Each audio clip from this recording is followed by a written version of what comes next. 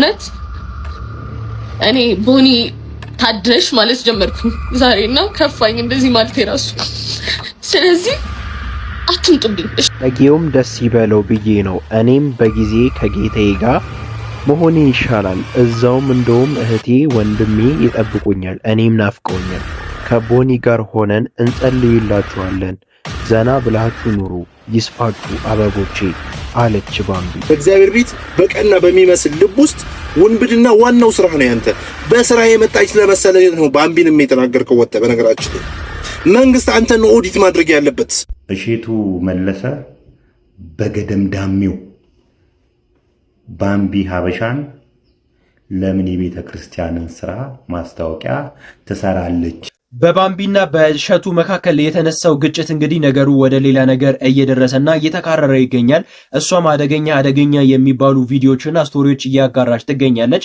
እሱም እንግዲህ ከድርጊቱና ከንግግሮቹ እየተቆጠበ አይደለም በጣም የሚያሳፍርና ከሱ የማይጠበቅ ንግግር እየተናገረ ነው ያለው እንግዲህ ብዙ ሰዎች ሐሳብ አስተያየታቸውን እያጋሩ ይገኛሉ እውነታውንም እያጋለጡ ነው ስለሱ አወንታ በርሲሳም ስለዚህ ጉዳይ እንቅጭንቅጩንና እውነታውን አፍርጦታል እንግዲህ እኔም እዛ ላይ ሐሳቤን ሰጥቻለሁ በዝሙት ቀስቃሽ ዳንሶቿ የምትታወቅ በዝሙት ቢያልፈልኝ እናንተ ምን ቸገራችሁ የምትል ከባለ ሀብት ጋር የመተኛት እድሉን ባገኝ አይኔን አላሽም ያለች መግለጫ የምትሰጥ ብልቅ ብላ እንዳደግ እንግዲህ ይሄንን ነገር እያስተላለፈ ያለው ባይዜ ስለ ባምቢ ነው እየተናገረ ያለው ነገርና እዩትና መጨረሻ ላይ ሐሳብ እንሰጣለን የተቆረጠ ቪዲዮ ነው ባይዜ ይሄ ነገር ረጅም ቪዲዮ ነው ዩቲዩብ ላይ ለቆት የነበረውና እዩት ሐሳባችንን ሌላም ሰዎች ደግሞ የሰጡትን ሐሳብ ቀላቅለን እንሰጥበታለን እዩት እች በይፋ የምትናገር ሴት ለአንድ ድርጅት ሳይሆን ለአንድ ገዳም ማስታወቂያ አሰርተዋት ማየቴ ትንሽ አስደነገጠኝ እምላችሁ በኃጢአት እንደምበልጣት ቅንጣት ታክል አልጠራጠርም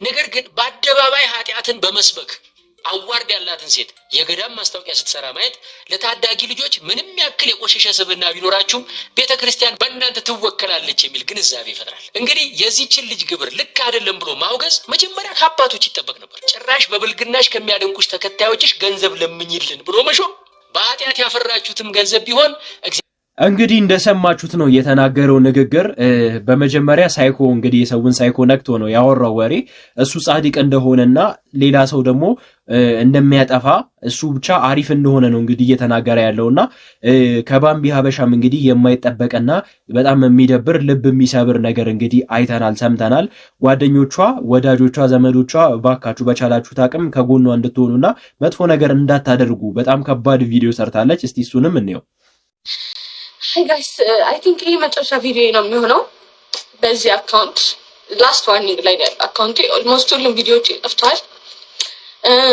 ማስተላለፍ የመጣሁት ሐሳብ የኢትዮጵያ ኦርቶዶክስ ቤተክርስቲያን ከዚህ በኋላ እኔ ጋር እንዳትመጪ ትወክለኛለሽ ብለሽ እኔ አልወክልሽም እሺ እናቴ አንቺን ሌቦች ምኖች ናቸው ሊወክሉሽ የከበቡሽ እና እኔ ልረዳሽ አልችልም እነሱ 30-60 እየተካፈሉ ከነዲያን ጋር እነሱ ይጠብቁሽ እኔ መጥቼ ካስቀደስኩ እንደዚህ የምትለው እንግዲህ እነሸቱን ነው ያው እንግዲህ ግብግብ ውስጥ የገባችው ከነሸቱ ጋር ስለሆነ እነሱ ነው እያለች ያለችው እስከ መጨረሻው ድረስ እንስማትና ሐሳባችንን እንገልጽበታለን እሺ ጸበል ከተጠመቅኩብሽ እናት ከሆንሽ ለኔ ቤተክርስቲያን ይበቂነሽ ዝም ብላችሁ እንጂ እኔ ገዳም ማስታወቂያ ከሰራው ዘመን የለኝም ነበር እኔ እኮ ተጠግቼ አምላኬን ፈልጌ ተጠግቼ ጭራሽ ከአምላኬ ርቄ የቤቱ ተኩላ መሆን ስታስተምሩኝ ትችዋጥቼ መጨፈር ከጀመርኩ ቆይቻለሁ ዝም ብላችሁ የተነሳችሁ ስለዚህ ሃይማኖተኞችም ለእናንተ ቢሆን ፔጅ አይደለም እዚህ ፔጅ ላይ አይዘመርም ምን አይልም ቲክቶክ ላይ ስመጣኔ እንደው እምነትም የለኝም ከዚህ በኋላ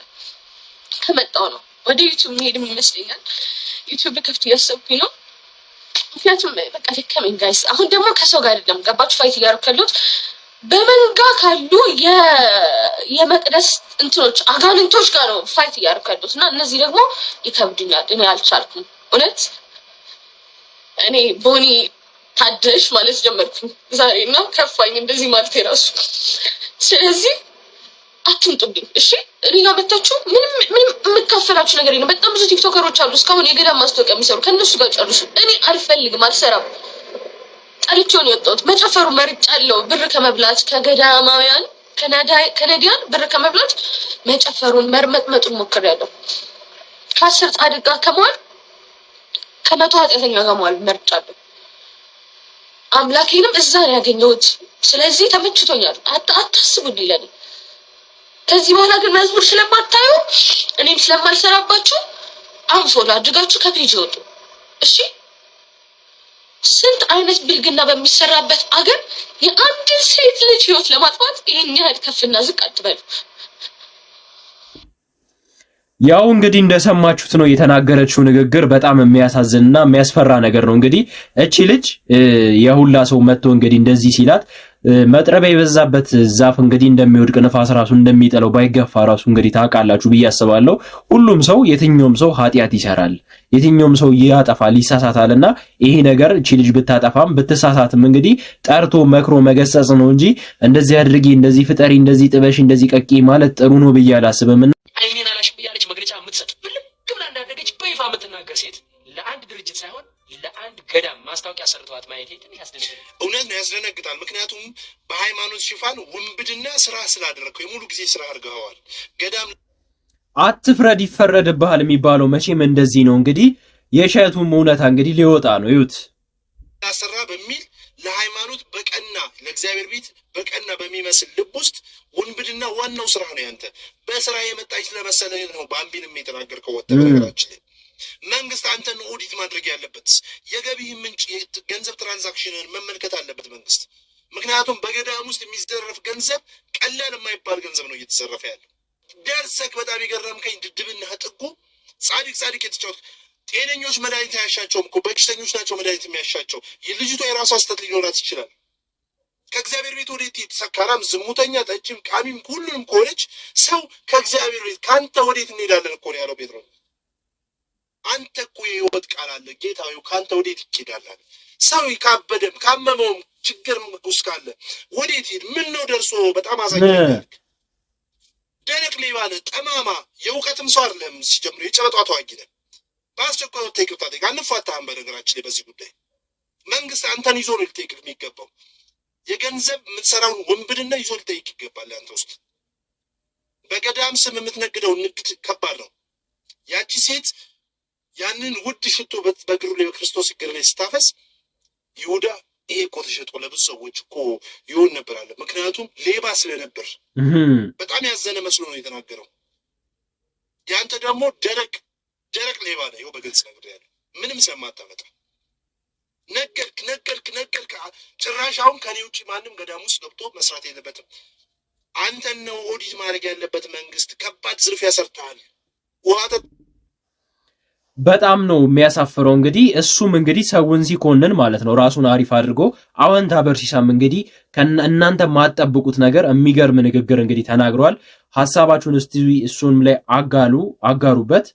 ሐሳባችሁንም እንግዲህ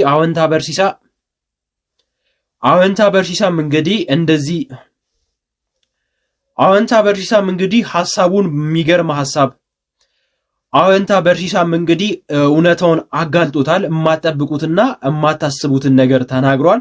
ሁላችሁም አይታችሁ ሐሳባችሁን ሼር እንድታደርጉ ስል እጠይቃችኋለሁ። እሼቱ መለሰ በገደምዳሚው ባምቢ ሀበሻን ለምን የቤተ ክርስቲያንን ስራ ማስታወቂያ ትሰራለች? እኛ ቅዱሳኑ ያለን አይነት ወይም ደግሞ ቅዱሳኖች እያሉ ማስታወቂያ የሚሰሩ ቅዱሳኖች እያሉ ለምን እርኩሳን ይሰራሉ የምትመስል አስተያየት ሰጥቷል። እንግዲህ ከምን ይመነጫል መሰላችሁ? ቤተ ክርስቲያንን ደጋግሞ ከመዝረፍ፣ ከቤተ ክርስቲያን ደጋግሞ ኮሚሽን ከመብላት፣ ቤተ ክርስቲያን ደጋግሞ ከመሄድ የተነሳ ኢየሱስ አጎታቸው ይመስላቸዋል። ቤተ ክርስቲያን ደግሞ ያጎታቸው ቤት ይመስላቸዋል። ስለዚህ በአጎታቸው ቤት ደስ ያላቸው ሰው ይገባል። እነሱ ቅዱሳን የሚሉት ርኩሳን ወደዛ አይጠጋም በእነሱ መስፈርት ማለት ነው። ሲጀምር ቤተ ክርስቲያን የሃይማኖት ተቋማት የሚቋቋሙት እኮ ለቅዱሳን አይደለም። እንደዚህ አይነት በአንተ ንግግር መሰረት መስፈርቱን አያሟሉም የሚባሉ ሰዎችን ወደ ቤተ ክርስቲያን እንዲመጡና እንዲጠጉ የክርስቶስን ስራ እንዲሰሩ የክርስቶስን ባህሪያት እንዲይዙ ነው። አንተ ባምቢ ሀበሻ እንደዛ አይደለችም ብለህ ካሰብክ ወደ ቤተ ክርስቲያን አስጠግተዋት የቤተ ክርስቲያንን ነገር ቢያስተምሯት እሷም የቤተ ክርስቲያን ማስታወቂያ ብትሰራ ምንድነው ኃጢአቱ ነው? ለዚህ እኮ ነው ብዙ ሰዎች ቤተ ክርስቲያንን የሚመስሏት። እኔ ኃጢአተኛ ከሆንኩ ወደ ቤተ ክርስቲያን እንድመጣ መገፋት ነው ያለብኝ እንጂ ከቤተ ክርስቲያን እንድርቅ በእንዳንተ አይነት ንግግር ማለት ነው። የግድ አንተ ነህ ኮሚሽን የምትበላው ሰውዬ፣ ደጋግመ ኮሚሽን የበላ ሰውዬ አንተ ነው ወደ ቤተ ክርስቲያን መሄድ ያለው። ክርስቶስ እነማንን ያከበረው? አረ ስብከት እያለኝ ነው ዛሬ። እነማንን ያከበረው? እንዴ ረጃጅሞቹን እኮ አይደለም ቁመታቸው ከሩቅ ክርስቶስ መምጣቱን የሚያውቁት ሰዎችን አይደለም እኮ አጭሩን ሰው እኮ ነው መጥቶ እቤት እራት እንብላ ከቤተሰቦች ጋር እንደ ልብ ታየኛለህ ያለው። እንዴ ከእናንተ መካከል ኃጢአት የሌለበት ሰው መጥቶ ይውገራት ያለው እኮ ቅዱሳን ሴትን አይደለም እኮ። እግሩ ላይ ሽቶ የቀባችሁን እናንተ ምን አረጋችሁ? የመጣው ክርስቶስ ወደ ምድር የመጣው እኮ ለአስያን እንጂ ለጻድቃን አይደለም። አቶ ያው እንግዲህ በዚህም በዛም አዎንታ በርሲሳ ማስተላለፍ የፈለገው ነገር ማንም ጻድቅ የለም፣ ፈጣሪያችንም ክርስቶስም እንግዲህ ወደ ምድር የመጣው እንግዲህ ለጻድቃን ሳይሆን ለኃጢአተኞች ነው የሚለውና ሐሳብ አስተያየታችሁን እስቲ አጋሩበት። እንግዲህ እሸቱ እንግዲህ ሰሞኑን እያወራ ያለው ነገር በጣም የሚደብር የሚያሳፈርና የገነት መግቢያ ቁልፍ እኔ ጋር ያለ እሱ ጋር ያለ ይመስላል። እንግዲህ አዎንታ እንዳለው መጀመሪያ ላይ የክርስቶስ አጎቱ የሆነ ይመስላል እና ይሄ ነገር ደግሞ ልክ አይደለም። ሁሉም ሰው ኃጢአት ሰርቷል፣ እንግዲህ ፈጣሪ አይደለም እና ይሄ ነገር ይስተካከል። ሐሳባችሁን አጋሩበት። ስለ ባምቢ ምን ታስባላችሁ የሚለው ነገር እንግዲህ እጠብቃለሁ ከናንተ። ሰብስክራይብ ያላደረጋችሁ ሰዎች ፕሊዝ ሰብስክራይብ አድርጉ። ሐሳብ አስተያየታችሁን አጋሩኝ። በቀጣይ ቀን እስከምንገናኝ መልካም ቀን ይሁንላችሁ።